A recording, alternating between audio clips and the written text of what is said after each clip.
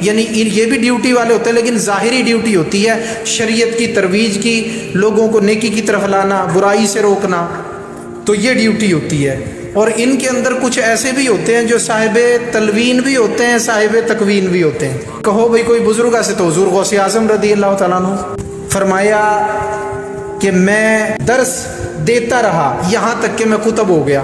اب درس دینا یہ تلوین ہے اور کتب ہو جانا یہ تکوین ہے، ٹھیک ہے نا؟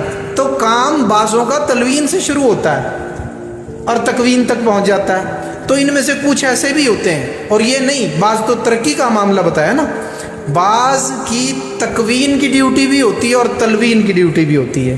شریعت بھی پھیلاتے رہتے ہیں، باطنی معاملہ بھی ہوتا رہتا ہے، اسلام کی مدد بھی ہوتی رہتی ہے، جنگیں بھی لڑتے رہتے ہیں، مسلمان فوجوں کی مدد بھی کرتے رہتے ہیں، کافروں کو شکست بھی دیتے رہتے ہیں، شریعت کی تبلیغ بھی کرتے رہتے ہیں۔ میرے دوستو یقین کرو، اگر اولیاء دنیا میں نہ ہو تو یہ دنیا قائم نہیں رہ سکتی، یہ دنیا قائم نہیں رہ سکتی۔